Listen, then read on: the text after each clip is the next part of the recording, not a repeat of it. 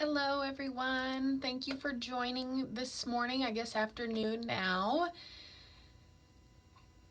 Welcome to our 2025 October Purple Chair Chat. My name is Katie Blackburn, and I am the Executive Director of Jana's campaign.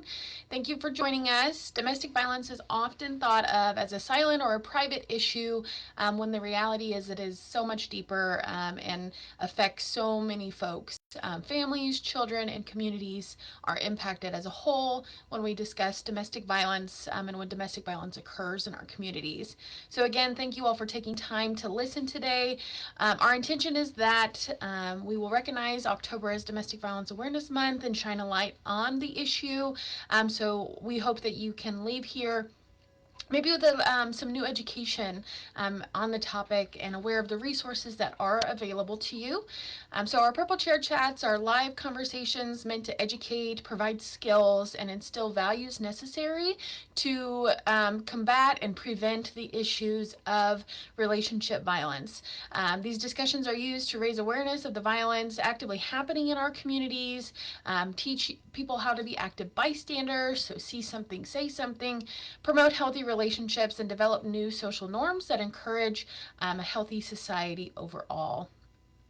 So, today we're going to be actively discussing topics like domestic violence, abuse, and the ways that we can work together to educate on these topics and better prevent it. We also will be sharing a little bit about an incident that recently occurred here in our own community. Some of these topics can be activating, so it's really important that you take care of yourself. If you need to step away, please do so, but your comfort and taking care of yourself is very important as we have this conversation. So before diving in, of course, I want to share some resources that are available to you. If you're not aware of who your local advocacy organization is, please reach out to us at Jana's campaign, and we will do our best to put you in contact with the right people. Here locally in Hayes, that is Options Domestic and Sexual Violence Services, and in the chat, we'll also share some national resources that are available to folks as well. But ultimately, what is domestic violence? I think a lot of us have kind of an idea of what domestic violence is, but it's really important that we understand exactly what all it includes. And so domestic violence is a tactic or a series of acts designed to gain power and keep control within a relationship. So it can come in many forms. It can be physical violence, emotional violence, psychological, financial. It can be technology facilitated. It can include sexual abuse as well as stalking behaviors. Some examples can be manipulation, isolation, blame, humiliation, causing injury, stalking, burst of anger, because anger can be a tool to gain control, threatening to harm others, including friends, family, children, as well as threatening to hurt oneself. And this is not all encompassing. There are many other examples of domestic violence or behaviors that can occur in a domestic violence situation, but that's just an overview. And what we believe at Jana's campaign is that domestic violence should not be viewed as a cycle, rather as a continuum. A cycle can be a predictable pattern, and when we talk about domestic violence, sometimes the behaviors may be a little predictable, but they're really used to instill power and control and are done so through fear, by causing fear. And so sometimes that is not a predictable behavior or a predictable pattern. When we talk about a continuum, it's really complex and varied, and we know that the issue of domestic violence is very nuanced. So when we look at it at a continuum, we can understand that domestic violence is unpredictable. It's can be different behaviors occurring at different times, and the severity can increase as well.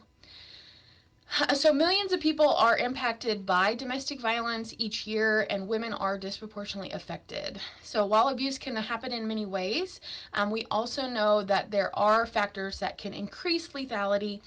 For example, the presence of a firearm.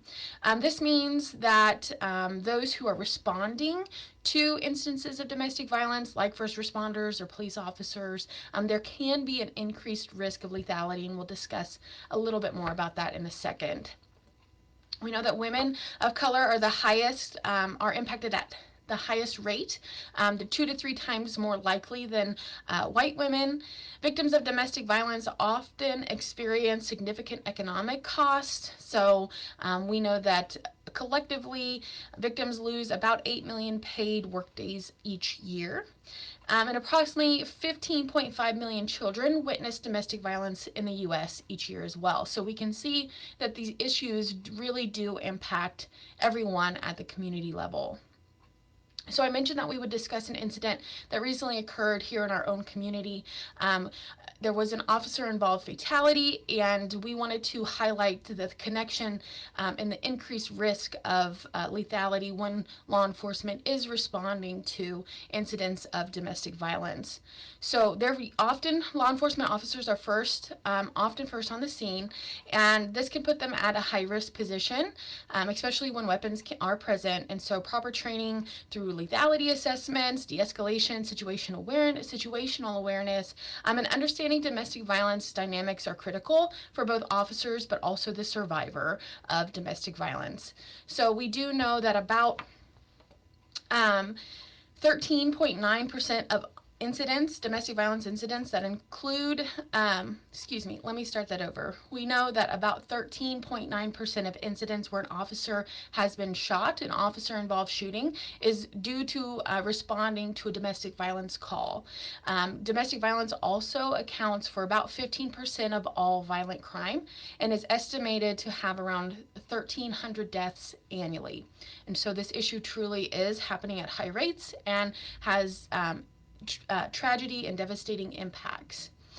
We do want to note that our hearts are with everyone that was impacted by the recent incident here in our own community, and we are wanting to work together to educate to better prevent these instances from occurring. So what can we do when they do occur? It can be common misunderstood that domestic violence is only impacting the partners that are in the relationship, or maybe it only impacts law enforcement officers. But truly, this is a community issue, and each of us has a role to play in prevention and support for those that are experiencing domestic violence. So first, notice the warning signs. Maybe it's a change in behaviors, controlling actions, or even threats. Check in safely. So if you know someone who may be experiencing abuse, let them know that help is available and that you are available to listen whenever they are ready to share. And when they do share, connect them with local resources. So hotlines, advocacy groups, and shelters can be really key in safety planning and providing support.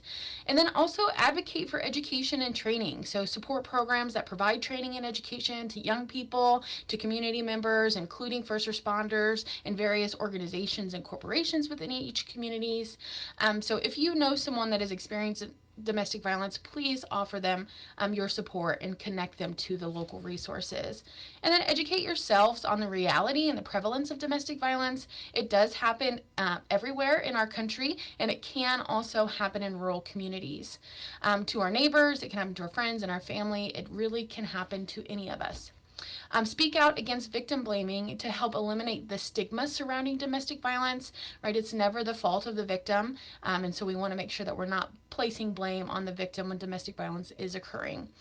If someone tells you that they are experiencing this, believe them, take it seriously. A life or several lives could depend on it.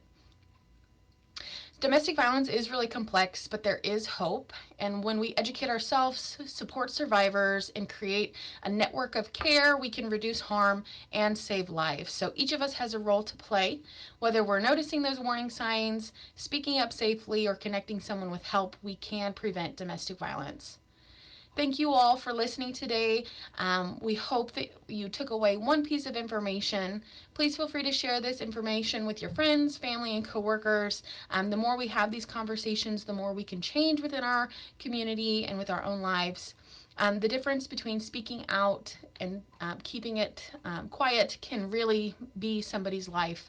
And if you are ever in need of resources, please connect with Jana's campaign, and we will gladly connect you with the folks in your local area.